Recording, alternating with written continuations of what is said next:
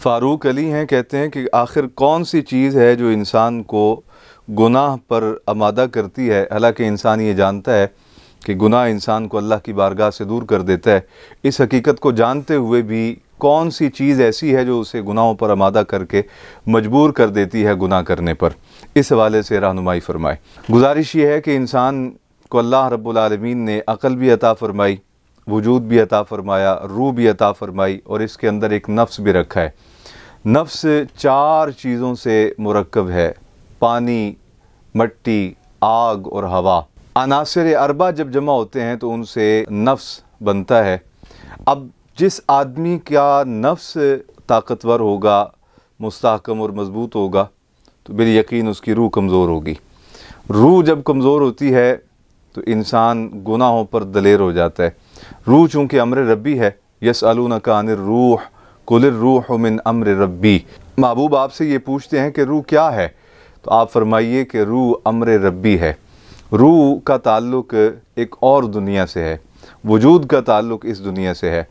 इस वजह से जब कोई शख्स आमाल छोड़ देता है, जब कोई शख्स नमाज रोज़ा छोड़ देता है, आमाल सालिहा छोड़ देता है, अल्लाह रब्बुल आलमीन और उसके महबूब मुकर्रम सल्लल्लाहु अलैहि वसल्लम के अहकाम की तामील छोड़ देता है, उसकी रूह कमज़ोर हो जाती है।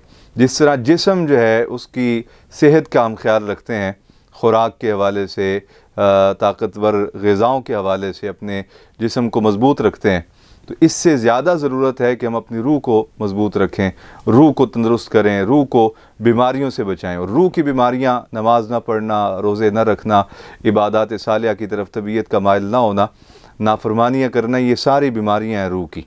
तो रूह जब बीमार होती है तो गोया रूह कमज़ोर हो जाती है और जिस्म और नफ्स जो है ये ताकतवर हो जाता है। जिस शख्स का नफ्स ताकतवर हो जाए उसकी रूह बीमार होती है। नतीजा ये निकलता है कि उसे गुनाहों पर दलेरी नसीब हो जाती है। लेकिन रूह चूँकि बहरहाल उसके अंदर मौजूद है, तो रूह गुनाह होने के बाद उसे एहसास ज़रूर दिलाती है कि आपने ये काम गलत कर लिया। गुनाह होने के बाद उसे एहसास होता है कि मुझसे ये काम गलत हो गया। तो चूँकि कमज़ोर है तो वो अपना हक़ अदा करती रहती है।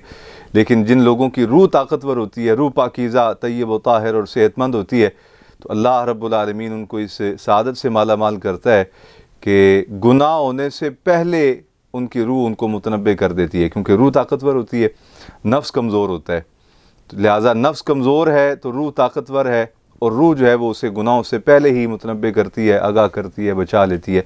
इसी को अक़ायद अहले सुन्नत में यूँ बयान किया गया: अम्बिया मासूम अनिल ख़ता हैं, औलिया अल्लाह महफूज अनिल ख़ता हैं। क्या मुराद कि औलिया अल्लाह के अंदर गुनाह करने का मादा तो रखा जाता है, लेकिन उनकी रूह ताकतवर होती है अमाल सालिहा की वजह से, तौबा इस्तिग़फ़ार की वजह से, निस्बत साले की वजह से, इताअत व फरमाबरदारी की वजह से। तो उनकी जो रूह है वो दर हकीकत उनके जिस्मों की हिफाजत करती है और उनका नफ्स कमज़ोर होता है। लिहाजा अल्लाह रब्बुल आलमीन उनको गुनाहों से यूँ महफूज रखता है। तो ये असल सबब है किसी भी शख्स का गुनाहों की तरफ माइल होने का कि जब नफ्स ताकतवर होगा, जो अनासिर अरबा से तश्कील पाता है, तो यकीनन गुनाहों पर आमादा होगा। और जिस शख्स की रूह ताकतवर होगी उसे अल्लाह के हुज़ूर सजदा रेज़ी में ज़्यादा लज़्ज़त आएगी, अल्लाह के हुज़ूर क़याम करने में, तौबा इस्तिग़फ़ार करने में लज़्ज़त ज़्यादा महसूस होगी। अल्लाह रब्बुल आलमीन हमारा नफ्स जो है इसे हमारे दीन के ताबे फ़रमाए और हमें अपनी ज़िंदगियाँ शरीयत मुताहरा के मुताबिक गुजारने की तौफ़ीक़ नसीब फ़रमाए। अस्सलामु अलैकुम व रहमतुल्लाहि व बरकातुहू।